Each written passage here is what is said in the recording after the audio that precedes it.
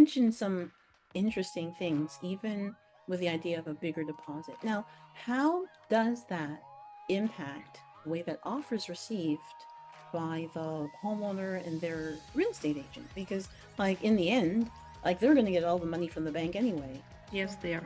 How does that make their offer? Is it just that they trust the offer more, or what will it mean if you have a bigger deposit? Deposits are negotiable, right? Because they are holding on to that money until closing.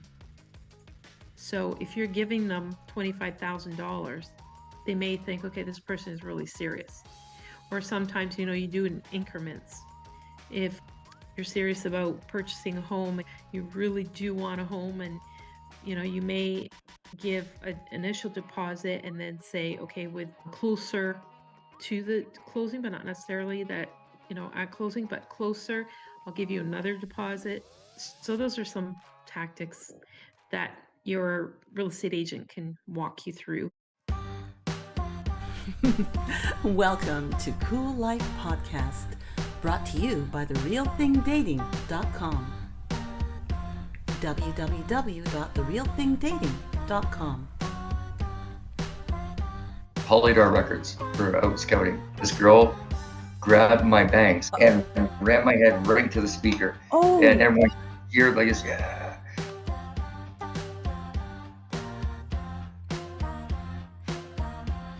When we shot the scene in Good Will Hunting, I didn't know who most of these people were at the time. I mean, they weren't stars. It was Gus Van Sant that directed it. Gus Van Sant was on the floor with Matt Damon's character. I didn't even know who Matt Damon was at that time. I'm Eva John. I'm a former candidate for local government. I was a children's television entertainer, and I love this world, and I believe we should take care of each other and have a lot of fun along the way. Welcome to CooLife. Here we go.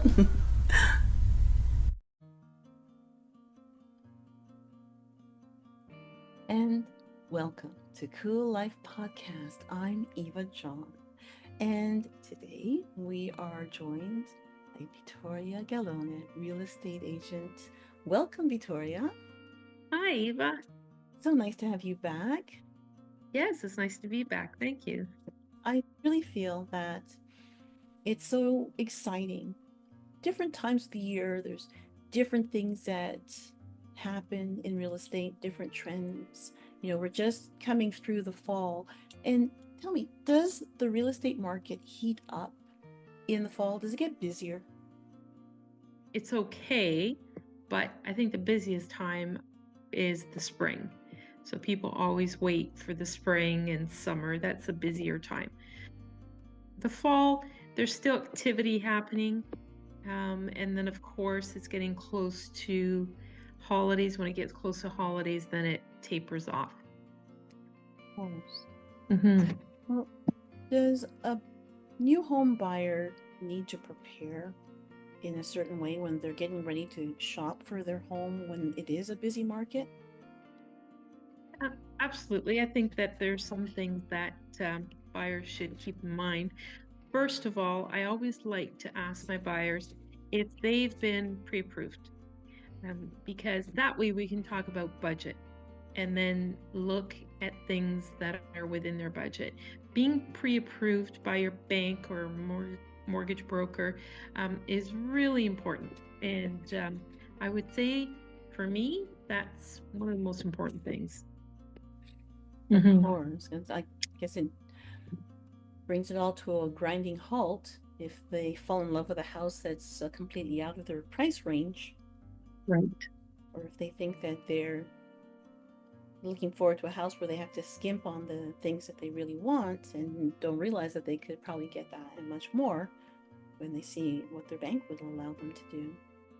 Absolutely. So you want to be prepared, and that way you and your agent could be looking at the right homes for you, and that meet your needs. Is there a particular way or ways that a new home buyer can make themselves stand out when they're bidding for a house in a busy market? Yes, there are a couple things that buyers can do. So you're pre-approved, you're looking for a home, you come across a home that you really like, and you want to put an offer in. When you're part of that being pre-approved is good because of some of the conditions that you want to have your real estate agent put in the agreement, right? For example, there's things like condition on finance. So if you know that you're pre-approved, you're going to get that. And usually that one is always in. Also, be prepared to have a condition on inspection. I would never tell anyone to forego that. And sometimes, I mean, people talk about clean offers and they don't have any conditions in it. Unless you're really prepared to take that risk. You know, the two that really stick out for me are inspection and finance, if you need to be financed, right? But no matter what, condition on inspection is really important. But otherwise, people tend to, you know, especially when there's a bid going on for a certain house, people like to have cleaner offers. Sometimes if you want to be more attractive, you know, it could be the size of your deposit. It could also be, one interesting thing is sometimes a young couple who's buying may not have the means, and what I would suggest sometimes is to write a lovely letter to the owners of the house, and you know, that could help, could be, you know, Personalize that experience. Yeah. So now, but you mentioned some interesting things, even with the idea of a bigger deposit. Now, how does that impact the way it's received, the way that offer is received by the homeowner and their real estate agent? Because, like, in the end, like, they're going to get all the money from the bank anyway. Yes, so they are. How does that make their offer? Is it just that they trust the offer more, or what will it mean if you have a bigger deposit? If you can, and you put down you know, I mean, because deposits are negotiable, right? It doesn't matter if it's 5, 10,000 or 25,000.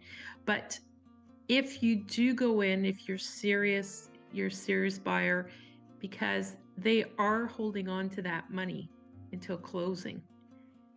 So if you're giving them $25,000, you know, they may think, okay, this person is really serious. Or sometimes, you know, you do it in increments. If you're serious about purchasing a home and you really do want a home, and you know, you may give an initial deposit and then say, okay, with closer to the closing, but not necessarily that, you know, at closing, but closer, I'll give you another deposit. So those are some tactics that your real estate agent can walk you through, and sometimes make you more attractive to them. I see. So basically, a smaller deposit could possibly mean that it's just a overblown looky-loo. Smaller deposit, like I said, deposits can be negotiated. A smaller deposit, if you've already gone in with an offer on a home and you're above the asking price, or you know, because once they've accepted your offer, so you give your offer first, right? And then with it, once it's accepted, then you give your deposit. We're taking a break to talk about our sponsors and supporters. And first, we're going to take a little look at viewer mail. If you want to send your comments in, please write to us at info@CooLifeWorld.com. That's info@COOLIFE world.com. Today, I have a comment from John. He's commenting on our recent show with Olivia Puff, who is an award-winning director, writer, producer, journalist, and she won Best Female Director at the Cannes Film Festival for her film Ukraine War in the Eyes of Refugees. And John's comment from this episode is based on our conversation that included talk about the troubles with P. Diddy and how he is currently arrested and jailed. And so John's comment is, this is exactly so relevant, how success and fame went wrong and doing shameful things, only to be exposed in the news today. This is one of your best. So proud of you. Thank you, John. It's always nice to hear supportive comments on the thought and work that goes into putting together this podcast. So thank you. Please send us your comments and we'll read them on a future show. Just send an email to info@CooLifeWorld.com. That's info@COOLIFEworld.com. You can also comment on the posts. And right now we'll take a break to talk about our sponsors and supporters. We'll be back with more real estate talk with Vittoria Galllone on CooLife Podcast. Those lonely days of lockdowns and isolation are gone for good. Go to www.therealthingdating.com. That's www.therealthingdating.com. It's time to share. Share your time, share your life, share your love. www.therealthingdating.com. Join for free. Upgrade at any time, starting at just $5.99 a month. www.therealthingdating.com. Because it's time. You're listening to the CooLife Podcast. We'll be back in 3, 2, 1.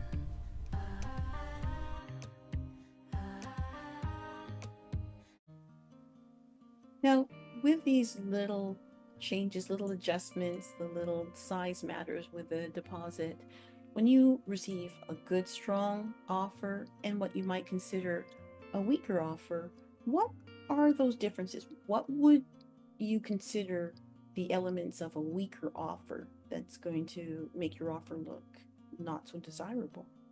You may, depending on the asking price, it depends if you're either meeting that asking price, going over it, or trying to go below it, whatever's within your means, right?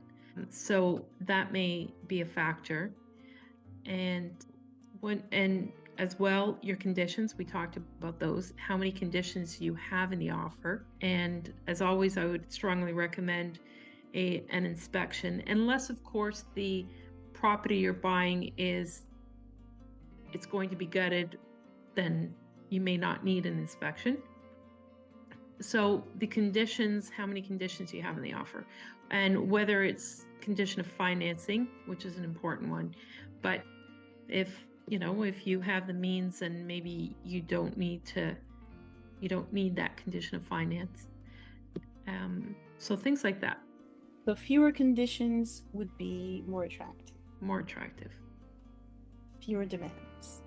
Fewer demands, yep. Not the prima donna trying to buy your house. Yeah. Not me. No. Now, when a new buyer goes to an open house, is there any point to them trying to butter up the agent that's on duty at that open house? Will it make any kind of effect down the road? So if a buyer goes in to see a home that's at an open house, if they're going in for an open house, there's a couple things. The agent actually will most likely ask if they're already working with an agent, because if they are, we don't want to cross that line. So if you're a buyer and you're going into an open house and you already have an agent, then really there's not much buttering up to do. I mean, if you're a buyer going into an open house and you don't have an agent, that agent if they're going to represent you while you're buying that same house, which can happen, but then that gets into multiple representation, which is another situation. So, and in multiple representation, when a salesperson is working on behalf of the seller and the buyer, then there's certain things that the agent can't say or do to influence either way. So there's really no buttering up. I mean, you go into an open house and, you know, you're courteous and you're polite, and you'll get lots of information. The salesperson should be very forthcoming with information that they can tell you. But yeah, there's really no. I wouldn't say people have to butter me up to ask me questions or find out information. There you're hearing it from the source. You just go to the open house, take notes. Walk around, ask your questions. That's what they're there for. Salespeople are there to answer your questions, and because they want to make that sale as well, right? And want interested people coming in. Yeah. And with that, we're going to take a little break to talk about our sponsors and supporters. We'll be right back with more real estate talk with Vittoria Gallone, real estate agent on CooLife Podcast. Those lonely days of lockdowns and isolation are gone for good. Go to www.therealthingdating.com. That's www.therealthingdating.com. It's time to share. Share your time, share your life, share your love. www.therealthingdating.com. Join for free. Upgrade at any time, starting at just $5.99 a month. www.therealthingdating.com. Because it's time. This is CooLife Podcast. Please remember to subscribe to CooLife on your streaming service and on YouTube as Hellenique Today. That's HELENIQUE Today. Because that helps us to bring more cool stuff to your ears. You're listening to the CooLife Podcast. We'll be right back.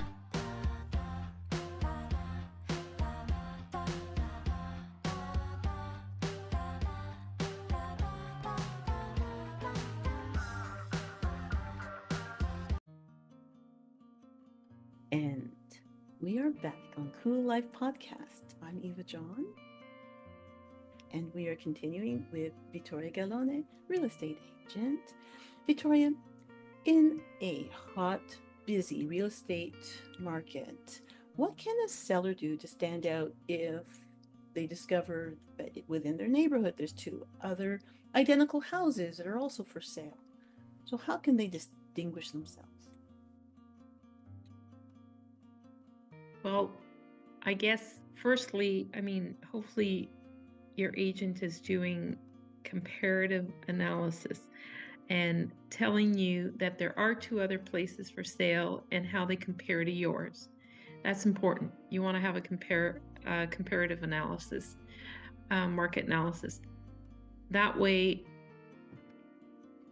it will show what if the price that you're listing at falls within market value, and if it's comparable to the other two places. If you were thinking of like physically, curb appeal is always important. How does it look like? But that your salesperson will be able to show you or tell you as well. And hopefully they're putting, you want to put your best foot forward, so you want to be able to have the nicest showing property. And then when there's multiple on your street, but then those other two could be as well, and then it becomes people's preference, right? When it comes down to it, what the house, the layout, what side of the street it's on, where it's located, and those things you won't be able to change, right? True, you don't have control over those types of things. No. But whatever's in your control, you and your agent should be looking to make sure that you're more attractive, your property is more attractive than the others, or sometimes it's just, you could be doing everything right, but that's out of your control when the buyer is looking for something specific. Now, is it worthwhile to invest in something like home staging, professional home staging, and not just you going out and getting a bouquet of flowers to put on the dining table? Well, staging always helps. I mean, there are stats or analysis that say that staging a home does increase the probability of selling either for more or faster. So it does help, right? Obviously. But to the extent of how much staging you need, depending on your sales agent, and again, you work with them to determine what is worthy and what's helpful. The idea of curb appeal, you mentioned that. Yeah. Is that a real thing? I mean, if somebody's really keen to buy a house, does it matter that much what the outside looks like as they walk up to it? So much as does it have the features they want? Well, I mean, it's like first impressions, right? When they see the house, they haven't gone in yet, so it could, sway them a bit to say, oh, I don't like the windows are too small, or, the gardens aren't done, or you're walking up and the garage is out front. Like, there's different things that they'll see right away, and they may not. And then, of course, you need to go in and look and then determine, but it is important to still keep in mind curb appeal, because there's simple things that you can do, right? So that's something that I'm hoping we can delve into a little bit. And with that, we're at the end of part 1 of my conversation with Vittoria Gallone, real estate agent. And so keep an eye out for part 2. In the meantime, I want to thank you so much, Vittoria. Always a pleasure to have you here. Thank you. Thank you, Eva. And for now, I'm Eva John for CooLife Podcast. Thank you all for listening to the end. Bye. And that was our show. Thank you for listening to the very end. Please remember to subscribe through your streaming service to get more access to our guest interviews. Also, please subscribe on YouTube to help support our podcast. Until next time, I'm Eva John for CooLife Podcast. Thank you for turning me on.